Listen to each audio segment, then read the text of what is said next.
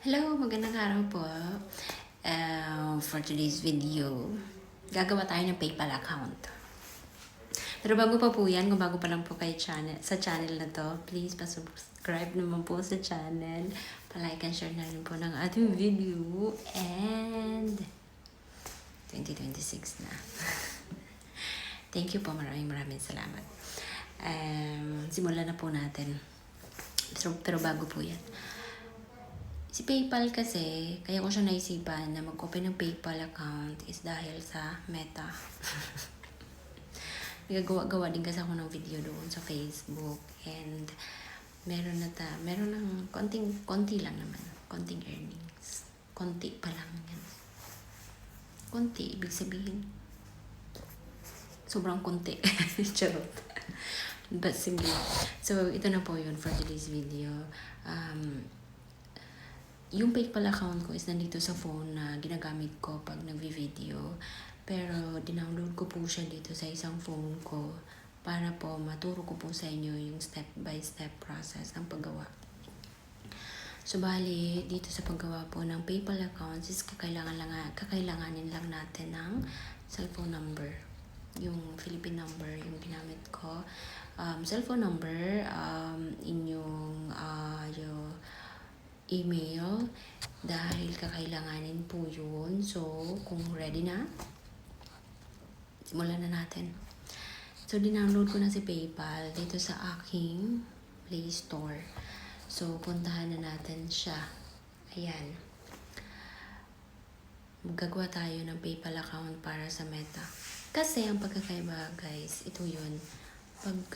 Dati kasi yung PayPal, yung Meta ko, Meta Facebook is naka-link sa aking video account, which is wala na siya.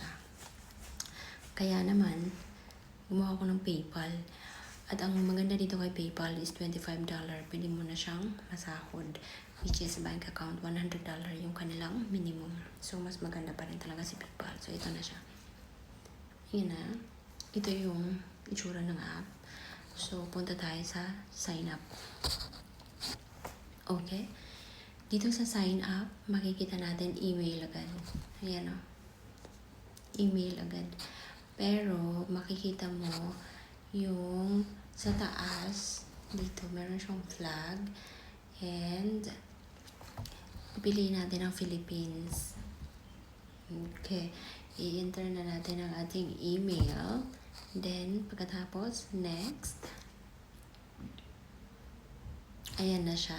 Yung sinasabi ko. Kailangan ng cellphone number. Ilalagay mo na lang dito yung inyong cellphone number. Pagka-type mo ng cellphone number mo,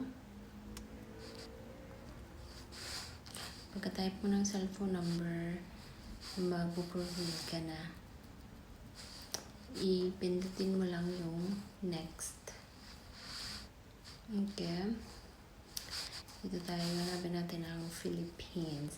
Kung nandito kayo sa ibang bansa at may makita kayo na flag doon sa taas, kung cellphone number ang gamit mo ng Pilipinas, so Philippines, ilipat mo lang sa Philippines. So, yun na. Para sa cellphone number ng Philippines ang malalagay mo dito. So, next na natin.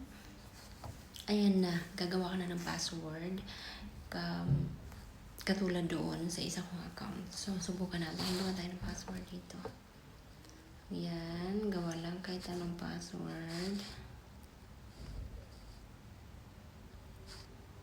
Ganan. Pagkagawa mo ng password, next mo lang siya. Dito ka na maglalagay ng pangalan.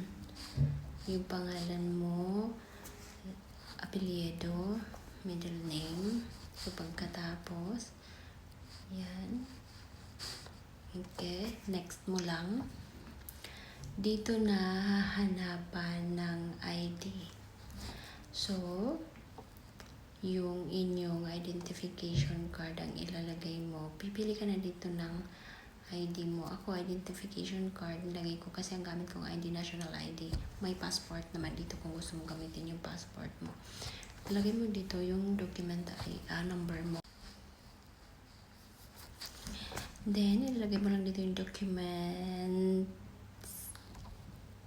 ID, number mo, yung number ng passport mo or whatever, or number ng national ID mo. Ako ginamit ko national ID, and then birthday, and then next.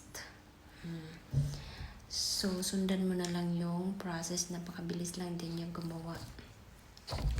As in, napakabilis lang. So, meron ka ng PayPal account. Ipakita ko sa inyo.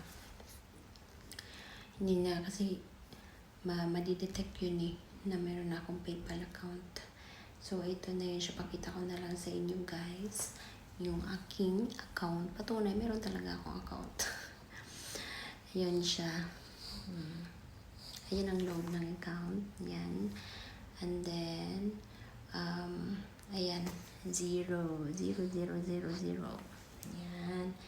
Tapos, madali lang dito kasi pwede mo rin siyang, kunyari may pera ka, i-cash in mo siya, pwede mong i-link yung inyong bank account dyan sa PayPal mo, and then pwede ka na magpadala gamit naman din GCash, pwede, kaya mabilis lang siya.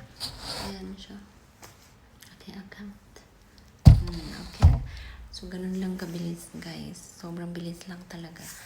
And then pwede mo na siyang ilagay doon sa inyong account kay Meta. Hanapin mo naman doon, payout. Kung gusto mo palitan mula sa bank account or PayPal, katulad ng ginawa ko, punta ka lang sa payout. Sundan mo lang din yung proseso doon. Ilalagay mo lang yung mga informations mo, and then, ganun lang kabilis. So, yun lang po for this video. Thank you for watching and see you on my next video. Bye!